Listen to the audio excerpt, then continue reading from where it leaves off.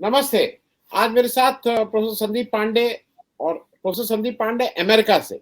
संदीप पांडे भाई साहब का एक दिक्कत क्या है कि इनकी वेशभूषा, चाहे वो अमेरिका हो, चाहे इंडिया हो, और चाहे वो लखनऊ हो, चाहे वो बलिया का गाँव हो और चाहे आजमगढ़ हो, वेशभूषा में फ़र्क नहीं रहता है, तो पता नहीं लगता है कि कहाँ।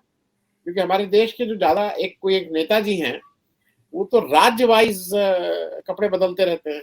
ख़ैर, पहले संदीप भाई ये बताइए कि एक तो थोड़ा आपका पर्पस ऑफ अमेरिकन विजिट, और आपकी गैर मौजूदगी में मेरे ख्याल में एक ऐसा आंदोलन धीरे-धीरे अब बनने लगा है महिला पहलवानों का, उस पे हम आज उसी पे चर्चा करेंगे। लेकिन पहले 2 मिनट में ब्रीफली आप अमेरिका विजिट का एक थोड़ा-सा लंबन आप कर दीजिए, फिर हम लोग ज़रा महिला पहलवान के साथ जो अत्याचार हो रहा है जी जी उस पे बात करेंगे।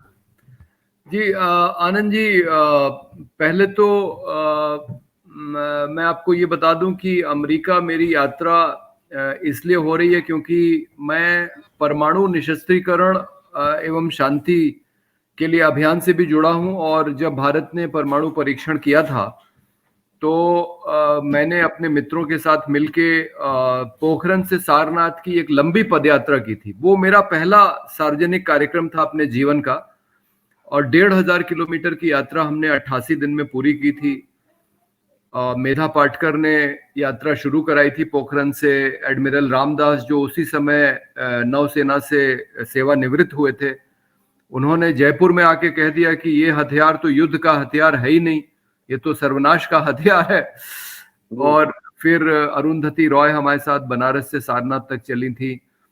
तो उस यात्रा के बाद मुझे अंतर्राष्ट्रीय स्तर पे जो युद्ध विरोधी और परमाणु निशस्त्रीकरण के आंदोलन में लगे हुए लोग हैं, उन्होंने बुलाना शुरू किया। और 2001 और 2007 में प्रिंसटन विश्वविद्यालय में एक ग्रुप है जिसका नाम है program on science and global security, जो एक बड़ा रोचक काम करता है। वो आपको याद होगा, अमेरिका और सोवियत यूनियन और बाद में रूस के बीच बहुत सारी संधियां हुई जिससे परमाणु शस्त्रों की संख्या कम की गई थी।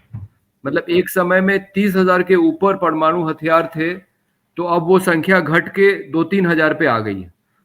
तो इस काम पे निगरानी रखना कि कौन से देश के पास कितना यूरेनियम, कितना प्लूटोनियम है, ताकि वो कितने बम बना सकता है, ये निगरानी रखने का काम ये जो प्रिंसटन यूनिवर्सिटी का जो समूह है, ज्यादातर उसमें वैज्ञानिक ही है, फिजिक्स की पृष्ठभूमि वाले।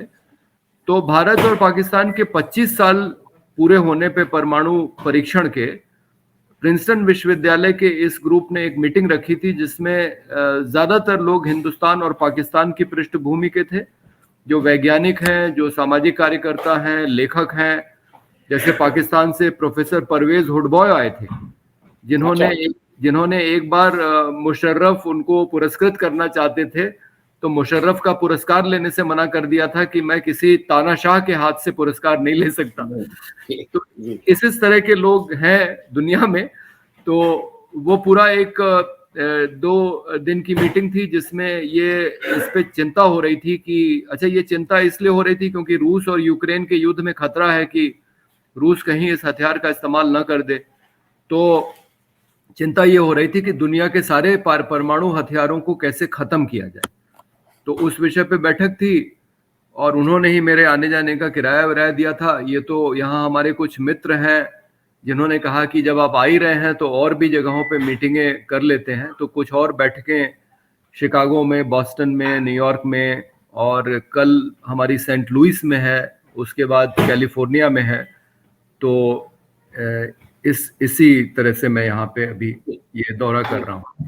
संदीप भाई, आपका क्योंकि एक जगह ऐसी कमी खल रही है, आप एक महिला आंदोलन आपके समय ही शुरू हो गया था, महिला पहलवान थे, उन्होंने जनवरी में धरना प्रदर्शन किया था, फिर उनको आश्वासन मिला लेकिन कुछ हुआ नहीं। वो अप्रैल महीने में वो फिर वापस आए और फिर सुप्रीम कोर्ट ने कहा कि भाई उसके इंटरवेंशन से एक एफआईआर लिखी गई 28 अप्रैल को, और उस एफआईआर में 2 एफआईआर लिखी गई। एक एफआईआर 6 महिला खिलाड़ियों द्वारा थी और एक माइनर महिला खिलाड़ी के पिता ने की। इसके कानून के तहत पॉक्सो लगा। लेकिन आज तक 28 अप्रैल को लिखी हुई एफआईआर में आज तक उसके जो मुख्य अभियुक्त हैं, मुख्य क्या एक ही अभियुक्त हैं, ब्रिजभूषण शरण सिंह, जिनके ऊपर ये आरोप है कि उन्होंने इन लोग का यौन शोषण किया है, वो गिरफ्तार आज तक नहीं हुए। मैं पहली आप अच्छा आप हो सकता है उतना क्लोज़ली वॉच नहीं रख पा रहे हो, लेकिन सरकार बिल्कुल बेशर्मी पे उतारू है, किसी भी तरह से वो यील्ड नहीं कर रही है। जैसे उसका ये है कि हम नहीं गिरफ्तार करें और दिल्ली पुलिस को ये काम करना है।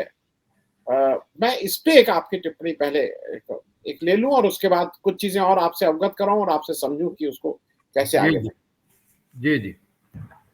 अब देखिए आनंद जी, ये कितनी विचित्र बात है कि जब हमारे जैसे लोग भारत के जो विकास के मानक हैं उसकी बात जब करते हैं कि हिंदुस्तान में इतनी गरीबी है, आधे बच्चे अशिक्षित हैं, आधे बच्चे कुपोषित हैं, आधी महिलाएं खून की कमी की शिकार हैं, तो मुझसे तो बाकायदा काशी विद्यापीठ में एक छात्र ने कहा कि सर आप भारत को बदनाम क्यों कर रहे हैं।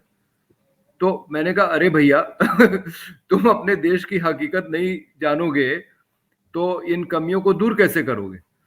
तो आप अगर देश की वास्तविक समस्याओं पे बोलने लगे तो इनको लगता है कि आप भारत की बदनामी कर रहे हैं। और या फिर जैसे मुझे याद है बीबीसी ने डॉक्यूमेंट्री बनाई थी पहले निर्भया कांड पे, और फिर मोदी जी के जो जो इनकी भूमिका थी 2002 में गुजरात में, तो इन्होंने निर्भया के समय भी यही कहा कि भारत की बदनामी हो रही है।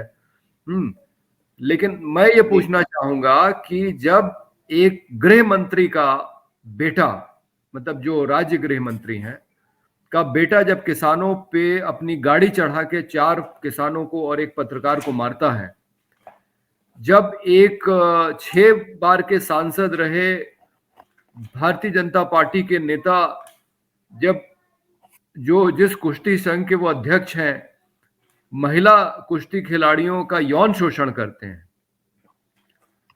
और उसकी खबर सब जगह दिखाई जा रही है, लिखा जा रहा है। अब तो अंतर्राष्ट्रीय कुश्ती महासंघ ने भी कह दिया है कि भारत को अंतर्राष्ट्रीय प्रतियोगिताओं में भाग लेने से रोका जाएगा अगर इनके खिलाफ कोई कार्रवाई नहीं हुई, जिन महोदय के खिलाफ आरोप लगे हैं।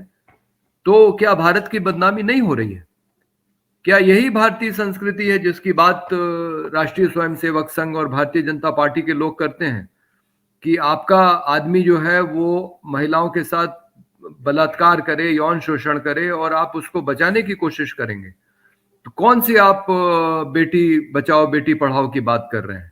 कौन सी आप 15 अगस्त को भाषण देते हैं लाल किले से कि महिलाओं को देखने का नजरिया हमें बदलना पड़ेगा, और उसी दिन आप बिल्किस बानो के 11 बलात्कारियों को छोड़ देते हैं। तो ये कौन सा महिला का सम्मान कर रहे हैं? कौन सा महिला को, अब तो मुझे शक होने लगा है कि ये जब कहते हैं कि महिलाओं को देखने का नजरिया बदलना पड़ेगा तो इनका मतलब क्या है? मतलब ये महिलाओं का चाहते हैं कि और यौन शोषण हो और बलात्कार हो। और ये वो प्रधानमंत्री तो ऐसे व्यक्ति हैं कि इन्होंने अपनी पत्नी को छोड़ा हुआ है। वो बेचारी सीधी साधी महिला, वो इनको अभी भी अपना पति मानती है। मुझे बता रही थी कि जब ये बनारस से चुनाव लड़ते हैं तो वो भगवान से प्रार्थना करती है कि ये चुनाव जीत जाए, और ऐसी महिला को इन्होंने छोड़ दिया है और कहते हैं मैंने त्याग किया। ये तो भाई बड़ी अच्छी बात है कि जो भी तलाक दे वो कहे कि मैंने अपना त्याग कर दिया। तो ये ये एकदम महिला विरोधी संगठन है। मतलब आप इसी बात से समझ लीजिए कि आरएसएस की सदस्य कोई महिला हो नहीं सकती। महिलाओं के लिए अलग संगठन बनाया है जिसमें से स्वयं नाम गायब कर दिया है। वो राष्ट्रीय सेविका संघ है और उसके बारे में तो हम लोग कभी सुनते ही नहीं है कि वो क्या है, क्या काम कर रहा है, कौन है उसमें। और जो स्थिति इन्होंने महिलाओं की बना के रखी है देश में, जिस तरह से ये भारत में धार्मिक अल्पसंख्यकों मुसलमानों के पीछे पड़े रहते हैं। अब देखिए मणिपुर में ये ईसाइयों के पीछे पड़े हुए हैं, और जिस तरह से आदिवासियों को झेलना पड़ता है इनकी सरकार में, यानी कोई भी अल्पसंख्यक हो। और अब तो महिलाओं के बारे में भी अब खुल के ये सामने आ गया कि इनका नजरिया कोई महिलाओं के प्रति संवेदनशील नहीं है, बल्कि ये महिला विरोधी लोग हैं। और जिस तरह से ये महिला पहलवानों की शिकायत को अनसुनी कर रहे हैं, ये तो मुझे लगता है बहुत शर्म की बात है। और मुझे ये नहीं समझ में आ रहा कि भारतीय जनता पार्टी के अंदर जो महिला सदस्याएं हैं वो क्यों नहीं बोल रही हैं, और भारत के दूसरे खेलों में भाग लेने वाले जो खिलाड़ी हैं वो क्यों नहीं बोल रहे हैं। मतलब जिन खिलाड़ियों को खेल जगत के माध्यम से शोहरत मिली है, बड़े बड़े पुरस्कार मिले हैं। मुझे याद है सचिन तेंदुलकर जैसे लोगों को तो कितनी महंगी महंगी कारें मिली हैं पुरस्कार में। तो आपने जो कुछ भी शोहरत हासिल की है इस देश में खेल जगत के माध्यम से, इस समय तो मुझे लगता है कि सारे खिलाड़ियों की जिम्मेदारी है, मतलब नागरिकों की तो है ही है। मैंने तो अमेरिका आने के पहले एक दिन जाके साक्षी मलिक से मेरी मुलाकात हुई थी। मैंने सोशलिस्ट पार्टी के लेटर हेड पे बकायदा हमारी पार्टी का समर्थन उनको दिया है, लेकिन उससे काम नहीं चलने वाला है। मुझे लगता है इस समय जैसे किसान आंदोलन हुआ था उस तरह से देश के लोगों को निकल के आ जाना चाहिए और इन महिला खिलाड़ियों के साथ खड़ा होना चाहिए। मुझे तो बहुत दुख होता है कि इन खिलाड़ियों को ये कहना पड़ रहा है कि हम अपना मेडल गंगा में बहाएंगे। मतलब अगर यहाँ तक नौबत आ गई है तब तो। और मुझे याद है कि जब शुरू में जब बुद्धिजीवियों की हत्या हो रही थी, गौरी लंकेश और MM कलबुर्गी, गोविंद पंसारे, नरेंद्र दाभोलकर, तो बहुत सारे बुद्धिजीवियों ने, लेखकों ने, साहित्यकारों ने, रंगमंच कर्मियों ने अपने अपने पुरस्कार वापस करने शुरू किए थे। और तब ये कहा जा रहा था कि ये देशद्रोही लोग हैं। तो मैं ये भी सवाल पूछना चाहूंगा नरेंद्र मोदी की सरकार से कि क्या ये जो साक्षी मलिक है, विनेश फोगट है, ये जो बजरंग पूनिया है, क्या ये देशद्रोही हैं जो अपना मेडल गंगा में बहाना चाहते हैं? अब आप इनको देशद्रोही क्यों नहीं कह रहे हैं, जिन्होंने देश का इतना मान सम्मान बढ़ाया है, जिनके साथ मोदी जी स्वयं फोटो खिंचाने में गर्व महसूस करते हैं, आज वो उनके साथ क्यों नहीं खड़े हैं? बड़ा सवाल है ये। मैं संदीप भाई, मैं एक चीज आपको और याद दिला दूं। इन लड़कियों ने कहा कि ये अगस्त 2021 में मोदी जी से मिली थी जी और जी FIR में उन्होंने लिखा है कि मोदी जी को इन्होंने पूरी बात बताई थी।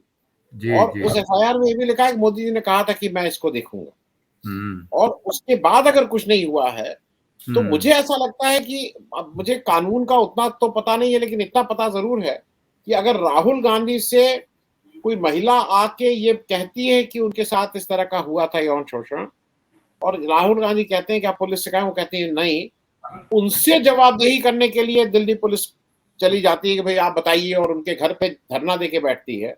तो आपको नहीं लगता है कि ये जरा थोड़ी जवाबदेही हमारे प्रधानमंत्री की भी बनती है कि आप क्या कर रहे थे अगर आपको था? नहीं नहीं, बिल्कुल। मैं तो सीधे सीधे प्रधानमंत्री की का जो महिलाओं के प्रति नजरिया है उस पर मैं सवाल खड़ा कर रहा हूं। मैं लगातार इस सवाल को खड़ा करता रहा हूं और जब जब मुझे मौका मिला है कि आप अपनी पत्नी को अमेरिका जाने के लिए उसका पासपोर्ट नहीं बनने दे रहे हैं। वो बेचारी दर दर की ठोकरें खा रही है, उसको एक पासपोर्ट चाहिए ताकि, आपको मालूम है गुजरात के बहुत सारे लोग अमेरिका में रहते हैं और जाहिर है कि उनके भी रिश्तेदार होंगे जो उनको बुलाना चाहते हैं, लेकिन उस औरत को सिर्फ इसलिए पासपोर्ट नहीं मिल रहा है क्योंकि वो पासपोर्ट के फॉर्म पे अपने पति का नाम नरेंद्र मोदी लिखती है और गुजरात का जो पासपोर्ट अफसर है, रीजनल पासपोर्ट ऑफिसर, वो उनसे उसका प्रमाण मांगता है। और उल्टा सवाल मैंने उस पासपोर्ट अफसर से कहा, मेरा मित्र था, अब उस पद पे नहीं है, मैंने उससे कहा कि ये बताओ, जब नरेंद्र मोदी चुनाव के लिए जब अपना पर्चा दाखिला करते हैं, पहले तो अपनी पत्नी का नाम ही नहीं लिखते थे, दुनिया से छुपाते थे कि शादी हुई है। अब कम से कम नाम लिखना शुरू किया है, लेकिन बैंक अकाउंट नंबर जब पूछा जाता है तो कहते हैं कि उपलब्ध नहीं है जानकारी। तो नरेंद्र मोदी से क्या कोई उनका प्रमाण मांगता है कि आपकी पत्नी यशोदा बहन है? तो ये तो मतलब अपनी पत्नी का विरोध जो आदमी इस हद तक करे कि उसका पासपोर्ट नहीं बनने दे, तो आप समझ सकते हैं कि वो कौन सी मानसिकता वाला आदमी है। और वो साफ दिखाई पड़ रहा है, मतलब जिस तरह से खुलकर ब्रिजभूषण शरण सिंह को बचाने की कोशिश हो रही है, वो बचेंगे तो नहीं क्योंकि आरोप तो गंभीर है, लेकिन जिस तरह से बचाने की कोशिश हो रही है ये तो एकदम निर्लज्जता की हद हो गई है। मैं संदीप भाई, मैं एक चीज और आपसे पूछ लूं एक देश में एक संस्था हुआ करती थी, राष्ट्रीय महिला आयोग। जी जी। मतलब उस संस्था का कोई मतलब रह गया, उसको बंद कर देना चाहिए, कम से कम वही पैसा बचे, काहे के लिए उसको उसमें खर्चा किया जाए। जी जी। नहीं, मैंने वो वीडियो देखा कि जो दिल्ली महिला आयोग की अध्यक्षा हैं स्वाति मालीवाल, वो जब जाती हैं वहां पे तो उनको पुलिस उठा के ऐसे गाड़ी में डालती है जैसे कि वो कोई, मतलब वो तो कोई वहां धरना देने नहीं गई थी, वो तो सिर्फ मिलने गई थी। मतलब कोई धरना दे रहा हो, पुलिस को बहुत परेशानी हो, तो मैंने देखा है कि वो नहीं, जबरदस्ती। और ये संदीप भाई, और ये उनके टर्म्स ऑफ ड्यूटी में है। हाँ हाँ। उनका उनका ये उनकी नैतिक जिम्मेदारी है कि ऐसी जगह जाना। जी जी। तो वो जो अपनी जिम्मेदारी निभाने गई थी तो उनको ऐसे उठा के पुलिस ने गाड़ी में डाला जैसे वो खुद कोई बहुत अपराधी हो, बहुत बड़ी। ये तो बहुत शर्म की बात है कि आप जब दिल्ली महिला आयोग की अध्यक्षा के साथ इस तरह कर सकते हैं, तो आप आम महिला के साथ आपका क्या व्यवहार होगा। और अब मैंने कल रात को एक लेख लिखना शुरू किया है, मैं सोच रहा था कि इसका शीर्षक क्या रखूं, तो मुझे समझ में आया कि ये जो अपराधी हैं, जैसे अजय मिश्रा टेनी है, ब्रिजभूषण शरण सिंह है, ये तो अपराधी हैं, इनके ऊपर गंभीर आरोप हैं, इनके खिलाफ एफआईआर है। वो अजय मिश्रा टेनी बरी जरूर हो गए हैं, लेकिन उसके उस कोर्ट के फैसले को चुनौती दी गई है, हत्या का मामला है। और ये तो खुद कहते हैं, ये तो मतलब इनको तो ये भी समझ में नहीं है, ये तो खुलेआम कहते हैं कि मैंने एक आदमी की हत्या की है। तो ऐसे अपराधी जो हैं ये सिर्फ इसलिए बचे हुए हैं कि, क्योंकि ये देखिए सोचने वाली बात है, उत्तर प्रदेश की सरकार कहती है कि हमने प्रदेश को अपराध मुक्त कर दिया। हाँ, अरे भाई कैसे अपराध मुक्त कर दिया जब इतना बड़ा अपराधी सांसद बना हुआ है। तो कल मुझे ये, जब उसका शीर्षक मैं सोच रहा था, तो मैंने उसका शीर्षक रखा है देशभक्त अपराधी और देशद्रोही अपराधी। तो जो आपके साथ है वो देशभक्त अपराधी है, हाँ, सिर्फ इसलिए कि वो भारतीय जनता पार्टी के साथ है। और अगर वो आपके साथ नहीं है, आपका विरोधी है, आपकी राजनीतिक विचारधारा का, व्यक्तिगत विरोधी नहीं, तो फिर वो उसका तो एनकाउंटर तक हो सकता है कैमरे के सामने, जैसे अतीक अहमद का हुआ। तो और मुसलमान है तो फिर भाई और भी मुसीबत, मतलब उनके तो घर ढहा दिए जा रहे हैं। उनको जिस तरह से एनकाउंटर में मारा जाता है, ये तो बहुत शर्म की बात है कि उत्तर प्रदेश सरकार का बड़ा पुलिस अधिकारी जो है एनकाउंटर को एक स्ट्रेटेजी बताता है, एक रणनीति बताता है, जो कि अपराधियों को खत्म करने की, जो कि एक गैर कानूनी चीज है। तो पूरी न्याय प्रक्रिया को ताक पे रख के हमारा मुख्यमंत्री ऐसा है जिसको विधायिका और न्यायपालिका में फर्क ही नहीं मालूम है। वो कहता है हम अपराधियों को ठोक देंगे, जो लव जिहाद करेगा उसकी हम राम नाम सत्य की यात्रा निकालेंगे। मतलब वो सजा भी देने के लिए उन्होंने जिम्मेदारी खुद पे ले लिया, मतलब न्यायालय की कोई जरूरत ही नहीं है। तो और दूसरी तरफ जो विरोधी हैं उनको आप फर्जी केसों में फंसा रहे हैं। हमें मालूम है एक परवेज परवाज नाम के एक कार्यकर्ता हैं गोरखपुर में, जिन्होंने योगी के खिलाफ एक मुकदमा किया था जब इन्होंने भड़काऊ भाषण दिया था एक जगह। तो उसमें तो योगी जी ने अपना मुकदमा खत्म करवा दिया अपने खिलाफ, और परवेज परवाज के ऊपर एक झूठा बलात्कार का मुकदमा दर्ज करा के उनको जेल भेज दिया। तो दूसरे लोगों को एनकाउंटर में मरवा देना, उनके खिलाफ फर्जी केस करना, कितने सारे मुस्लिम नौजवान और छात्र अभी जेलों में हैं दिल्ली में, उमर खालिद से लेके शर्जील इमाम जैसे होनहार बच्चे जो आईआईटी और जेएनयू में पढ़ने वाले, और 12 बुद्धिजीवी अभी जेल में है भीमा कोरेगांव के मामले में। संदीप भाई, नहीं, एक इससे मैं खत्म करूं कि राहुल गांधी की सदस्यता खत्म कर दी क्योंकि उन्होंने मोदी पे एक मजाक किया। और आप गंभीर अपराधियों को संसद में बैठाए हुए हैं, आप उनको गृह मंत्री तक बनाए हुए हैं। ये कौन सी संस्कृति और कौन सी राजनीति कर रहे हैं आप? संदीप भाई, मैं एक और चीज आपको बता दूं। अभी आपको सुन के ताज्जुब होगा, मालूम नहीं आप तक ये खबर वहां अमेरिका में छपी की नहीं। भाई आप भी हिंदू हैं, मैं भी हिंदू हूँ भाई, हम लोग भाई माँ बाप हमारे हिंदू थे तो हम भी हिंदू हैं। मतलब तो आप पूजा करने मैंने, वाले हिंदू हैं, मैं नास्तिक हिंदू हूँ। हाँ, लेकिन इसमें हम लोग का कोई कंट्रीब्यूशन नहीं है, हमारे चूंकि माँ बाप हिंदू थे तो हम भी हिंदू हो गए, ठीक है। अब आपको सुन के ताज्जुब होगा, ये ब्रिजभूषण शरण सिंह 5 जून को, और ये कह के कि 5 जून को जेपी ने नारा दिया था उस समय संपूर्ण क्रांति का, और बिहार से उन्होंने जगाया था, तो ये 5 जून को यहां से जगा रहे हैं, अयोध्या से एक साधु संतों का एक सम्मेलन बुलाए थे। अरे और बाप उस रे। सम्मेलन ने यहाँ बहुत से उसमें वो आए भाई, साधु संतों ने कहा कि पॉक्सो रूल चेंज होना चाहिए, क्योंकि अच्छा। पॉक्सो रूल प्रतिष्ठित लोगों को तंग करने के लिए बना है, और हम्म। हिंदू धर्म में ये जो आशीर्वाद देना है उसमें टच किया जाता है, उसमें हम्म। लोगों को देखा जाता है, तो पॉक्सो में टच करने पे और इस तरह से इंटेंशन पे ही है। तो मेरा कहना, ये मेरा सिर्फ उसमें एक चीज ये था कि एक चीज और जोड़ लेते, आसाराम बापू भी अपने हिसाब से कोई हिंदू धर्म का कोई ना कोई वो अपना रहे थे, उनके हिसाब से जी। भी वो हिंदू धर्म का कोई ना कोई प्रक्रिया थी। हम्म। मेरा कहना है ये हिंदू धर्म को यहाँ पे ले आए हैं ये लोग। खैर, वो शायद ऐसा कहा जा रहा है कि बीजेपी से जो केंद्रीय वो है उसने इनसे मना किया ये सब मत करो, तो कल इन्होंने इस ग्राउंड पे कि मुझे वहां उसकी परमिशन नहीं मिली, कहा कि अभी नहीं कर रहे हैं, हालांकि डीएम का बयान आया है कि हाँ मुझसे किसी ने परमिशन मांगी ही नहीं, लेकिन संत इस तरह का बयान दे सकते हैं, आपको सुन के ताज्जुब होगा। और मैं ये इसलिए बोल रहा हूँ कि एज अ हिंदू मुझे इस पे गंभीर आपत्ति है कि मेरे धर्म के लोग ये कहें कि ये प्रतिष्ठित लोग और एक ढंग है इस तरह से आशीर्वाद देने का, और हम टच करते हैं और फलाना करते हैं, ये कौन से लफंगे हमारे साधु संत बन गए हैं भाई।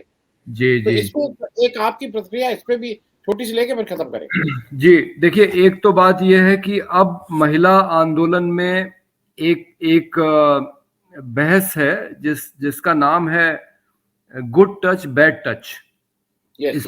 इस पे सबसे पहले मैंने, कमला भसीन ने एक बहुत अच्छी पुस्तक निकाली थी कि जब आप बच्चों को, महिलाओं को जब छूते हैं तो आप किस नजरिए से छूते हैं, और अगर आपकी नीयत साफ है तो छूने वाले को कोई अटपटा नहीं लगेगा, लेकिन अगर आपकी नीयत में कोई खोट है तो छूने वाले को पता लग जाता है कि ये गलत तरीके से छू रहा है।